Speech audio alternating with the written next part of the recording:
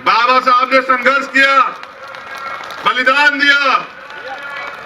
तो बाबा साहब ने ये कहा 18 मार्च 1956 को आगरा में कि मुझे मेरे पढ़े लिखे लोगों ने धोखा दिया, दुखी मन से, तड़पते हुए। और यह भी कहा कि मैं बड़ी मुश्किल से इस कारवां को यहां तक लेके आया हूं, अगर आप इसे आगे नहीं बढ़ा सकते तो इसको पीछे मत जाने देना। आज कारवां लुट रहा है, आज समय है, आओ सड़क पर। क्योंकि मान्यवर साहब काशीराम ये कहते थे कि जब आप संसद में बहुमत में ना हो तो सड़क पे बहुमत में रहना, जिससे कोई भी सरकार तानाशाह ना हो। जैसे आज की सरकार हो गई है, जो मन आता है कानून बना देते हैं, जनता की परवाह नहीं करते। मुझे कहा गया है, जब मैं दिल्ली की जमा मस्जिद से इस कानून के खिलाफ आंदोलन करने आया, तो जब मुझे बेल मिली तो मुझे कहा गया माननीय न्यायपालिका द्वारा कि चंद्रशेखर, आप देश के वजीर आजम का सम्मान करें। करूंगा सम्मान, क्योंकि बाबा साहब के बनाए संविधान की संवैधानिक कुर्सी पे बैठे हैं वो। लेकिन मैंने भी ये कहा, देश के वजीर आजम को भी कहिए कि वो देश की जनता का सम्मान करे, वो देश के संविधान का सम्मान करे। अगर वो ऐसा नहीं करते तो मुझसे सम्मान की उम्मीद न रखें। ये जनता है, ये नहीं चाहती ऐसे कानून, सीए, एनपीआर, एनआरसी जैसे। ये जनता है, ये मुख्य विकास की मुख्य धारा में आके अपने देश को आगे बढ़ाना चाहती है। मगर आपके एजेंडे में समझ रहे हैं, और ये भी समझ रहे हैं, ये मुल्क किसी के बाप का नहीं है, ये सब लोगों का मुल्क है। और मुझे सभा करने से कोई नहीं रोकेगा।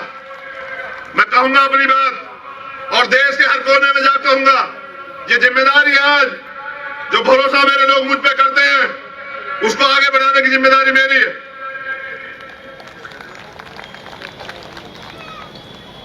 नागपुर की पुलिस ने भी सही कहा कोर्ट में कि दो विचारों का टकराव हो रहा है, यहां बिल्कुल टकराव है। हम संविधान को मानते हैं और ये मनुस्मृति को मानते हैं। ये देश तो संविधान से चल रहा है, तो दूसरी विचारधारा यहां नहीं चलेगी।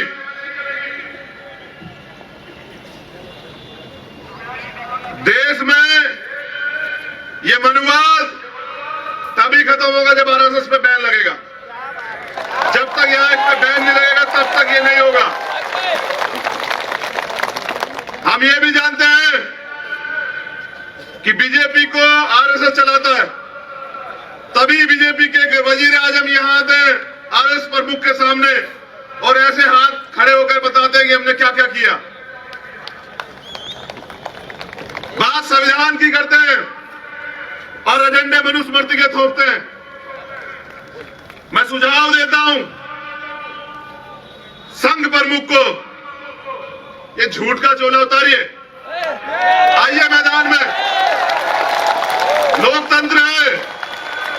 आप आइए सीधे चुनाव में अपने एजेंडे लेके, फिर जनता आपको बताएगी कि यहां मनुस्मृति चलेगी या संविधान चलेगा। ये दूसरों के कंधे में बंदूक रख के मत चलाए। आए सीधा लोकतंत्र में आके चुनाव में शरीक हो, फिर जनता जवाब देगी। इन्हीं का एजेंडा ये एनआरसी, एनपीआर और सीए। मेरी मदद करोगे नहीं करोगे? राज्य सरकार को अथॉरिटी है, गौर से सुनना, मीडिया के लोग भी आए। एनपीआर चाहे तो राज्य सरकार रोक सकती है,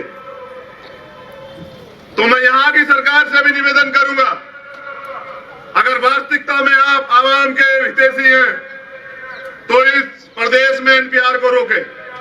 अगर आप ऐसा नहीं करते हैं तो हमारी समझ में आ जाता है कि आप भी हमारे विरोधी हैं, फिर आपके खिलाफ भी जन आंदोलन होंगे।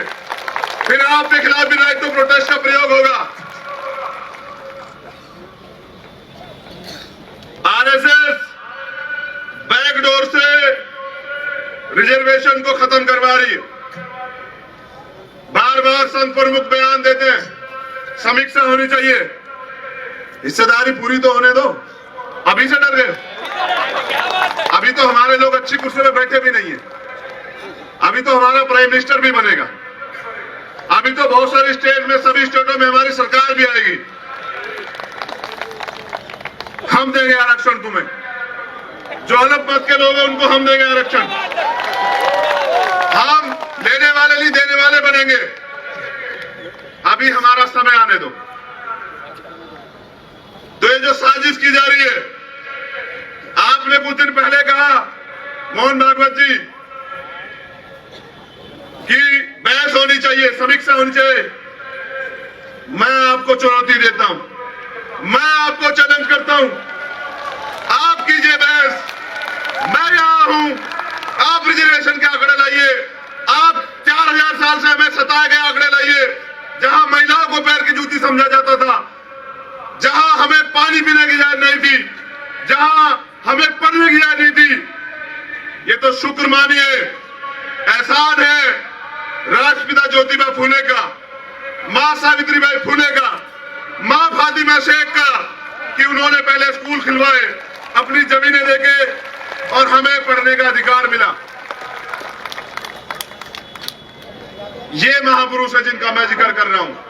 वो महापुरुष नहीं है जिन्होंने अंग्रेजों से माफिया मांगी। हम सब इतिहास जानते हैं। हमारे विचार वैचारिक लड़ाई है। बाबा साहब ये कहते थे कि 1000 तलवार और एक कलम बराबर होती है। जिस दिन कलम की ताकत इस जमहूरियत के हाथ में आएगी ना, इस आवाम के, फिर ये मुल्क सबसे बेहतरीन मुल्क बनेगा दोबारा। आरएसएस के लोग तिरंगा यात्रा निकालते हैं, देशभक्ति के सर्टिफिकेट बांटते हैं। आपने क्यों नहीं लगाया अपने हेडक्वार्टर में तिरंगा? वो तो बोले जो पहले सही हो। यहां लगाइए तिरंगा पहले, फिर करेंगे बात आपसे। और तिरंगा लहराया भी है और अब हर जगह लहराया जाएगा तिरंगा। ये तिरंगा शान है हमारी। हम समरसता नहीं चाहते, हम समानता चाहते हैं। हम सुरक्षा नहीं चाहते, हम अधिकार चाहते हैं। मैं नागपुर की धरती में बताने आया हूं, ये दीक्षा भूमि की धरती है, ये बुद्ध की धरती है। बहुत हुआ। हर सब्र की एक सीमा होती है। अब हम सड़कों पे आएंगे, अपने अधिकार छीन के लेंगे। ये लोकतंत्र है, जो जनता चाहेगी वो होगा। और इसका परिणाम कल 23 फरवरी को संत गाडगे जी महाराज की जयंती पे पूरे देश में ऐतिहासिक बंद करके हम दिखाएंगे कि हम इस देश में अपने अधिकारों पे कुठाराघात नहीं होने देंगे। हम इस देश में CANPR NRC जैसे कानून नहीं लागू होने देंगे। हम इस मुल्क में अपने लोगों को, किसी को सताने नहीं देंगे। एक भी व्यक्ति डिटेंशन सेंटर नहीं जाएगा, नहीं जाएगा, नहीं जाएगा।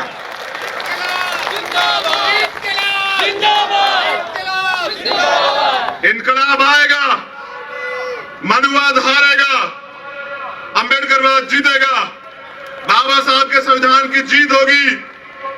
फिर भारत पर बुद्ध भारत बनेगा। आने वाला समय बहुजनों का है। मैं तुम्हें भी नसीहत दे रहा हूं, टुकड़ों में बटे रहोगे, सियासी लोगों की बातों में रहोगे तो ऐसे ही सरकार इनकी बनेगी और तुम्हारा यही हाल होगा। तुम्हें क्या लगता है शोषक तुम्हें न्याय देगा? जिनका एजेंडा ही तुम्हें सताने का, उनसे उम्मीद कर रहे हो वो तुम्हारी बात करेगा। तुम्हें सरकार बनना पड़ेगा, तुम्हें एकजुट होना पड़ेगा, तुम्हें अपने राज को लाना पड़ेगा। बाबा साहब ने कहा था 21वीं सदी किसकी है? हमारी है। वो समय दूर नहीं कि बहुजनों का राज आएगा। बहुजन हिताय बहुजन सुखाय आगे बढ़ेगा। इस देश का दलित, पिछड़ा, आदिवासी, मुसलमान, सिख, बौद्धिस्ट, क्रिश्चियन, इस देश की तमाम महिलाओं को बराबर के अधिकार मिलेंगे और तब ये देश प्रभुत्व भारत बनेगा। ये जरूरी बात कर रहा हूं। सवाल ये नहीं कि मौत के बाद जीवन है या नहीं।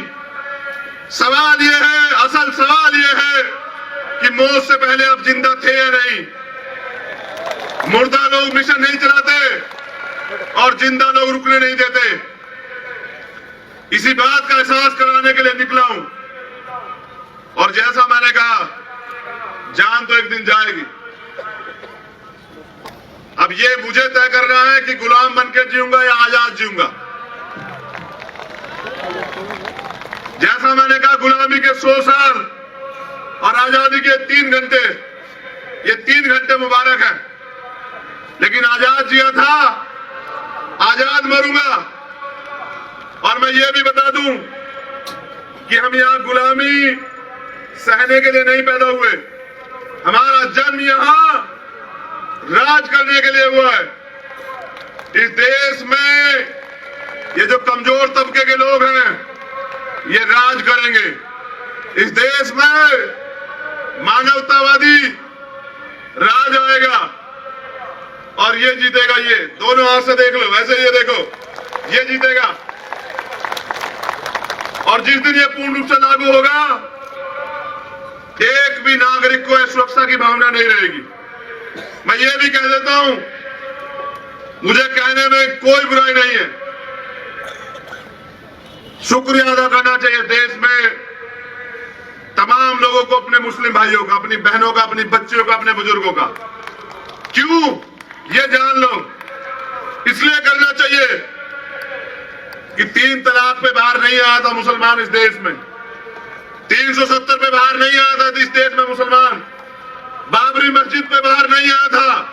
इस मुल्क की एकता के और मुल्क के संविधान के और न्यायालय के साथ खड़ा रहा। लेकिन जब इस मुल्क के संविधान को खतरा हुआ, उनकी नागरिकता को खतरा हुआ, जब फिर इस मुल्क से उन्हें हटाने की बात आई, तो सबसे पहले वो सड़कों पे आया। इसलिए मैं सलाम करने के लिए आप लोगों को यहाँ आया हूं।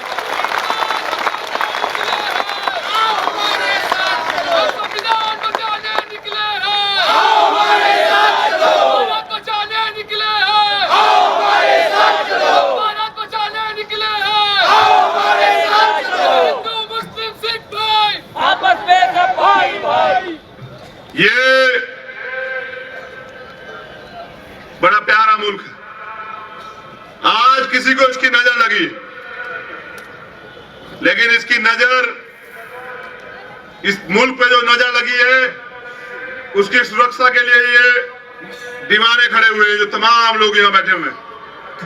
और कितनी जगह आंदोलन चल रहा है। जैसा मैंने कहा कि पूरे मुल्क में आजाद भारत में ऐसा आंदोलन कभी नहीं हुआ। अब मैं कह देना चाहता हूं कि आंदोलन तब खत्म होगा जब इस मुल्क से ऐसे काले कानून खत्म हो जाएंगे और इस मुल्क में इन कमजोर तबके लोगों को बराबर के अधिकार मिलेंगे। अब हम काम करेंगे कि संख्या के आधार पर इस देश में आरक्षण लागू हो। SC, ST, OBC, माइनॉरिटी के लोगों को उनके आबादी के हिसाब से, जो बाबा साहब के सामाजिक न्याय मूल्यों का सिद्धांत था, सामाजिक मूल्यों का, कि उनकी आबादी के हिसाब से उनको अधिकार मिले। अब हम प्रयास करेंगे इन कमजोर तबके लोगों को जोड़ के इनको इनके अधिकार दिलाएं। फिर इस मुल्क में पता लगेगा कौन मेरिट वाला है और कौन मेहनत वाला है, कौन आगे बढ़ेगा और कौन पीछे रहेगा। मुझे सुनने के लिए बहुत बहुत शुक्रिया।